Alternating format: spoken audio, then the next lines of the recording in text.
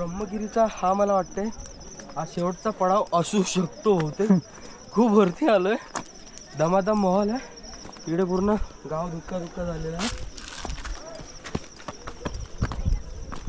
आणि आपल्याला पाहिजे पाऊस पण येत नाहीये सध्या.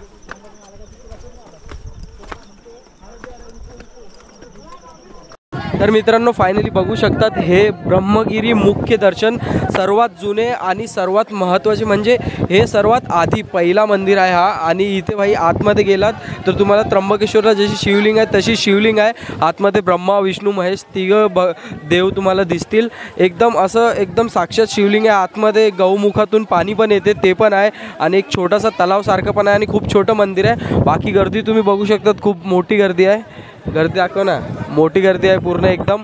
आणि आम्हाला अर्धा एक तास लागलेला आहे भाई दर्शनासाठी, पण चांगल्याने दर्शन झालेत. आणि आता ब्रह्मगिरी मंदिराचे दर्शन झालेत, आता आम्ही त्या साईडला जाऊन बघूया. तर चला तुम्हाला पूर्ण फिरवणार आहे भाई आज मी.